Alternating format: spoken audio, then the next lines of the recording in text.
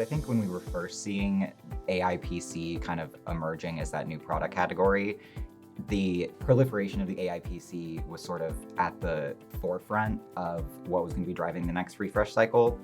And they're definitely still mentioning it, and they definitely see it as one of the factors.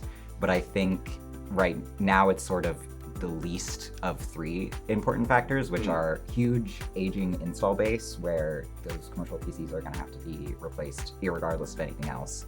The end of Windows 10 support, which is going to be, it's currently set for October 2025. And then the last aspect is sort of the kind of leaps that they're making in the technology in AI PC and how they're sort of creating experiences to drive adoption of the AI PC. So it's definitely still one of the factors, but I think it's sort of been pulled back a little bit from it being the factor. Welcome to TBR Talks, decoding strategies and ecosystems of the globe's top tech firms, where we talk business model disruption in the broad technology ecosystem, from management consultancies to systems integrators, hyperscalers to independent software vendors, telecom operators to network and infrastructure vendors, and chip manufacturers to value-added resellers. We'll be answering some of the key intelligence questions we've heard from executives and business unit leaders among the leading professional IT services and telecom vendors. I'm Patrick Heffernan, Principal Analyst, and today we'll be talking about 2025 predictions for AI PCs with Ben Carbonneau, Senior Analyst for TBR's IT Infrastructure Practice, and Alek Maxfield, Research Analyst for TBR's Devices Practice. All right, Ben, Alek, gentlemen, thank you very much for coming in today, being on this podcast. I thought we might start with an overview of your portfolios. I've done this podcast now. This is, I think, season 3. I know my portfolio at TBR really well. I know the companies that my practice covers, but I'm not entirely sure I know the companies that you guys cover. I probably know them, but I don't know which ones fall into which practice. So if you could maybe just walk through, who do you cover, Alek, who do you cover, Ben, and then we'll jump into some of the questions I have about your predictions for this space going forward. Sure, I can lead off this question. So our devices and our IT infrastructure practices are kind of organized under one broader practice. I think of it more as a hardware practice, where my coverage is mostly IT infrastructure focused, covering companies like Dell Technologies, HPE, Lenovo, Supermicro, companies like those infrastructure providers of compute for the data center, storage, and networking. And then Alek also covers jointly Dell and Lenovo from a devices perspective, as well as some other companies. So if Alek, you want to elaborate on that?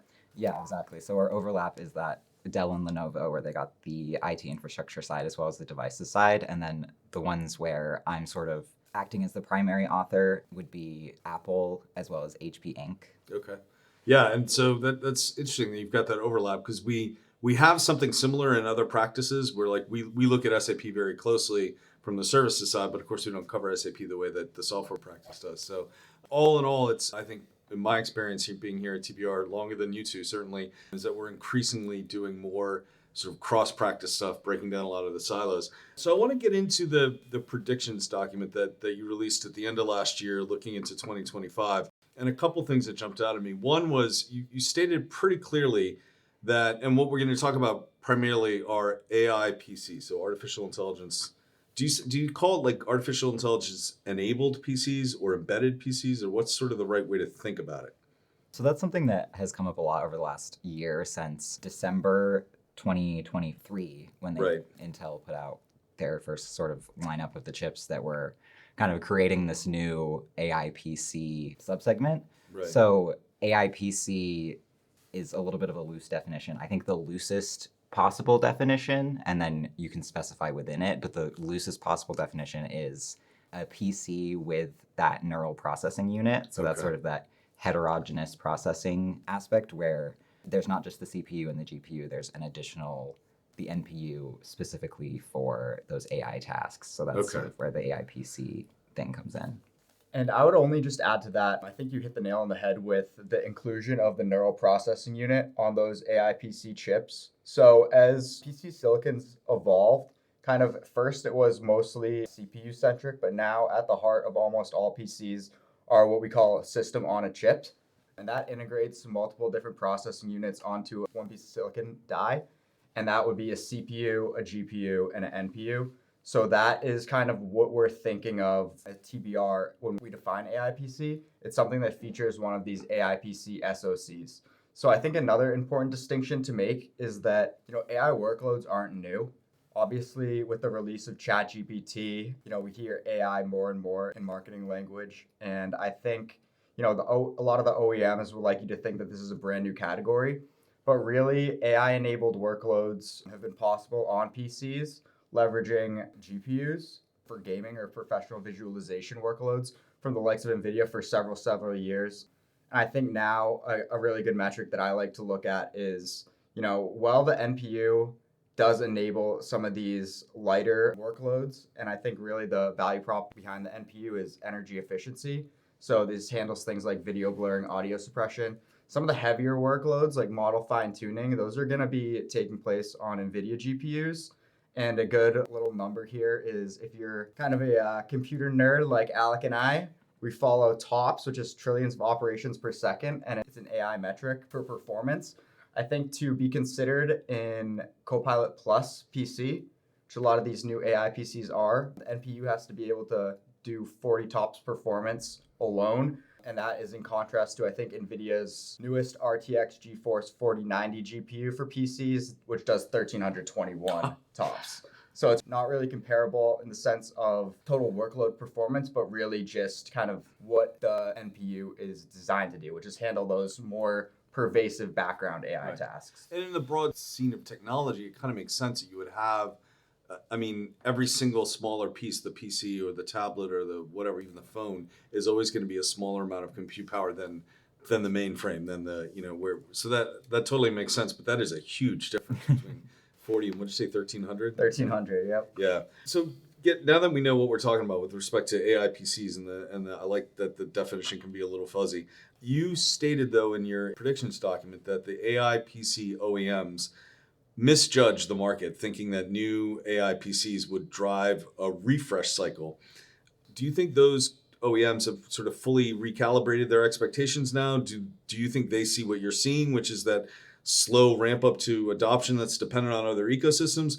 Or are they still, do you think they're still betting on that hard charging refresh cycle? Where are we right now? Yeah, I think they've definitely tempered their expectations over time, because I think when we were first seeing AI PC kind of emerging as that new product category, the proliferation of the AI PC was sort of at the forefront of what was going to be driving the next refresh cycle. And they're definitely still mentioning it, and they definitely see it as one of the factors. But I think right now it's sort of the least of three important factors, which are huge aging install base, where those commercial PCs are going to have to be replaced irregardless of anything else. The end of Windows 10 support, which is going to be, it's currently set for October 2025. And then the last aspect is sort of the kind of leaps that they're making in the technology in AI PC and how they're sort of creating experiences to drive adoption of the AI PC. So it's definitely still one of the factors, but I think it's sort of they've pulled back a little bit from it being the factor. So it's obsolescence and obsolescence are driving the first two, and then really it's the new stuff is going to latch onto that. Yeah, that makes sense. And so when I think about them having to recalibrate, how much does it change their business model at all in terms of how they're investing, or is it sort of we were going to make those investments in bringing out this new technology anyway? Investments both in the technology itself, but then also in like the go to market and the sort of selling it. Has that changed at all, or are they sort of continuing down that same path? I think that was something that was actually really interesting. I think I kind of get what you're getting at, where I think Dell was one of the companies that was really interesting to look at last quarter, because just recently in January they had sort of a refresh of their whole portfolio where it's AI PC focused, but they were conspicuously silent on AI PCs in 3Q24, where they were kind of, I think they were modifying their sort of go-to-market timing a little bit because they see the refresh cycle and AI PC adoption as being pushed forward. They were kind of trying to capitalize a little bit later, kind of seeing the writing on the wall in terms of that sort of cycle being pushed out. So that makes sense, and that actually explains why in reading the the predictions document, you highlighted not Dell, but actually HP and Lenovo more. And one of the questions I had on that was you talked about new offerings, and you said these companies, I'm going to quote here, will continue to position these agents as complements to Microsoft's Copilot Plus rather than replacements, and that as they will shy away from both attempting to compete with Copilot Plus and other cloud-based offerings, and from alienating Microsoft, a vital partner when it comes to AI. So when I read that, it strikes me as such a clear example of co-opetition, vendors having to compete and cooperate at the same time. Microsoft has done that its entire life of Microsoft. That's who they are. But HP and Lenovo maybe not as well versed at or well practiced at that co-opetition. So are they going to be able to manage, because doing that requires managing your alliances, your ecosystem, your go-to-market, all those challenges around how you position yourself in co-opetition. So when you think about HP and Lenovo, are those companies ready for that kind of environment? Are they going to be able to succeed in that kind of environment? I think so. I think we kind of see it as sort of an extension of what they've done already with some of the Windows side of things, where we have the PC OEMs and they obviously have to work in tandem with Windows. Where, for example, there be things like there's Windows Defender is Windows proprietary security Cybersecurity, right? features. Yep. And then, the OEMs have their own security sets that sort of work alongside that. So it's sort of, so I think it's going to be kind of an expansion of that. Right. Oh, that's interesting. Okay. So, and that's an area where they've been doing it forever. I mean, they're not new to the game of doing cybersecurity. So they've been for a long time embedding and enabling cybersecurity alongside Microsoft. But at the same time, they're competing with them. So Dell in particular, I think of as having a really robust set of cybersecurity offerings. So yeah, exactly. Okay. All right. Yeah, that makes a ton of sense. So you also mentioned in the predictions, I'm going to quote again, OEMs will always focus on the development and delivery of advisory services that help organizations identify how they can maximize their ROI when purchasing AI PCs. I have to admit, I read the whole thing. That's the first thing that jumped out at me. I know this is the third question and the second time I'm quoting, but that word advisory for me just sets off alarms, because maximizing ROI when buying AI PCs, that can mean so many things. It can mean business model changes, efficiency through organizational changes, things that consultancies typically do. It can also mean staying very much within the lanes of what is the value you're going to get, or how can you optimize the value in this particular purchase or in this particular set of purchases. Some OEMs are very good at staying in that lane. Other OEMs, in my experience, have a tendency to wander into the business side of things and into the business consulting side of things. So when you think about the companies you cover, and this very much goes to both of you, do you anticipate the advisory side of their offerings expanding as they expand how much they're selling AI PCs, how much their portfolio expands? Does the advisory part expand with it? And I'm highly biased when I ask that question because I think it shouldn't. I think the companies that do well are the ones that stay in their own lane. But if there's the opportunity there and they're going to be leaving money on the table for a consultancy, maybe they're not going to do that. So where do you come down on how this is going to all play out? I think really kind of your last point was sort of what my thinking was on it, where they don't have any interest in leaving the money on the table in these situations. Mm-hmm. And also, there's been this huge push, over the past several quarters, and it's just going to continue over the next, several years, where companies are really focused on increasing their services businesses. Yeah. Just because hardware is it's a tough market. It is. PC hardware is a really tough market. Yeah. So they're definitely going to be trying to, I think, increase their own services capabilities to sort of push. Services is a tough market too. Let's be very honest. That's true. It's dependent so much on people and permission, and hardware companies traditionally have gotten permission through the things that people actually, the physical things that you're buying, and people has not been the top priority for hardware companies. Ben, your thoughts on this? Sure, yeah. So from my perspective, I see kind of more of that advisory piece as it relates to these AI deals and engagements more being kind of like, if I think of it and I'm the OEM, I think of it more in my cost of sales rather than something that I'm explicitly offering to gain revenue. I think it's just a way, I think especially for PCs like Alex was alluding to, obviously a commoditized market, PC OEMs are hoping that's maybe won't be the case with AI PC. I think it will continue to be a commoditized market. So they need to offer these services to bolster their margins. And whether they're really gaining any extra revenue dollars from these advisory services, I think is less to the point, and more of the point is just kind of increasing the depth of the engagement with the customer to sell those things that they're good at, which are like support services. Right. Not those advisory pieces. But I think almost, and I kind of tie it back to, what HP and Lenovo are offering with HP Companion and Lenovo AI Now, those two AI agents. It's really kind of having these complementary adjacent offerings in their portfolio to be able to try to differentiate themselves from the other competitor. Right. When really, who knows, do they really think these are going to be big consumption drivers? I don't think that they're going to be super differentiated like advisory services. Again, these are hardware OEMs. They're not skilled in the people business, right? Right. So I think they understand that, but by having these offerings and being able to talk about them in a discussion, I think it just helps their sales motion with a deeper engagement, whether that services wind up getting delivered or the AI agents wind up actually being used over Copilot. Yeah, I'm glad you said that, because in the predictions document, you talk about how it's going to be very hard to differentiate, and services might be an area where they can do that. And I read that and I was skeptical for two reasons. One, differentiation is almost always impossible. It really is sort of a holy grail. And sometimes a holy grail that is it's too much effort and is wasted trying to reach it. But then I was skeptical that services could actually be where a hardware OEM can come and do that. But I think I see something here where they're not doing it for the revenue so much as they're doing it for the retention. They want to hold on to those clients. They want people to get locked into buying their equipment, their stuff. And actually that is something that services companies, that's the most important metric of their own, how they're evaluating their own success is client retention.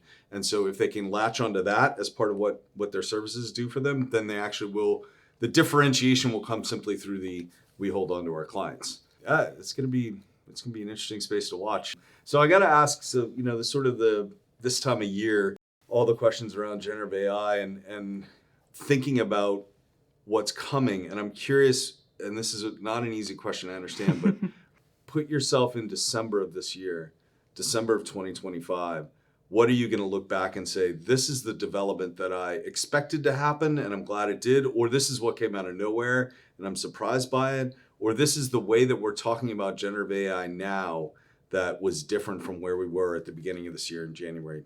Like, what's the biggest change? I guess I'm in a long way of saying, and giving you time to think, what's the biggest change that's going to come because of generative AI in your particular space, or maybe more broadly across the ecosystem? Personally, for me, with respect to devices specifically, I think it'll be changes in the adoption of some of these AI agents. So I know that, for instance, Copilot Plus, one of the main features that Microsoft was touting was recall. And the ongoing joke kind of in the devices space was that recall keeps being recalled. So I think it went out just a few months ago to some of the Windows insiders. I think it'll be interesting to see adoption of kind of some of these more almost seemingly invasive technologies like Microsoft Recall, and how that will be received by the public, and then how that might drive adoption. I think another thing with respect to AI PCs is we always hear that refresh, that third factor, like Alek was saying, AI PCs being a driver of refresh is really dependent on killer apps being developed. Yeah. So we know there's a lot of investment going toward ISVs, whether that's from some of the silicon vendors or from the PC OEMs, in developing applications that leverage the NPU. But personally, it's my take that I don't think there will be any definitive killer applications for the AI PC. And I think this just ties back to that 40 plus tops versus 1321 tops thing we were talking about at the top. Right. So I think the NPU's value is really in extending battery life, as the chip can be more efficient for certain workloads than the GPU, but enabling a net new killer application. I personally don't see that you don't happening. see it coming. Okay. So in December, I'll be eager to see if I'm eating my words. Right. Or if I was That's sometimes correct. it's sometimes a harder prediction to make that something's not going to happen. So yeah, Alek, anything from you on this one? Maybe not this December, but next December. I think something that is interesting to me is like how much of the increasing AI PC adoption is going to be because people are going out of their way to buy AI PCs because they want the AI PC specific features, or how much of it is just going to be the consequence of, well, I need to refresh my PC anyway because I've had it for 4 years, Yep. and all the PCs in this, price bracket or whatever that I'm looking for just have an NPU, Yeah. regardless of whether you really want it or need it or not, and how much, because the whole thing is, we're going to have however many percent of the total PC shipments that go out are going to be AI PCs by this time. Right. And it's like, maybe this is something that you can't really know, and they're not really, the OEMs aren't going to say this, Right. but I think there is sort of that dynamic that I'll be watching where it's, how much is it really that they're sort of driving this great interest in the AI PC, and how much of it is a consequence of they're just stuffing their portfolios with AI PCs. Right.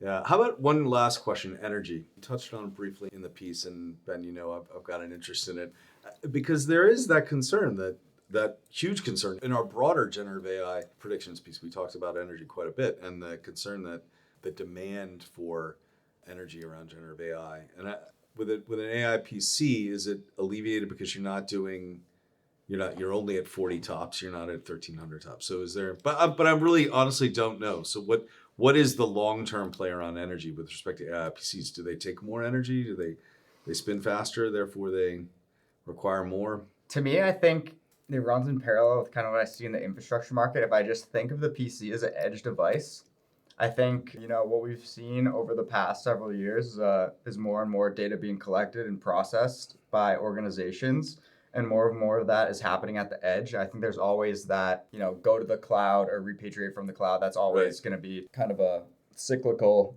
thing based on costs. But I think that as more AI processing happens at the edge, there's definitely possibility that it does save net energy with less being sent up to the cloud, processed in the cloud, and being sent back to the core data center. So less data transmissions, more AI processing at the edge, I think does have, what is possibly something that will conserve energy in the long run.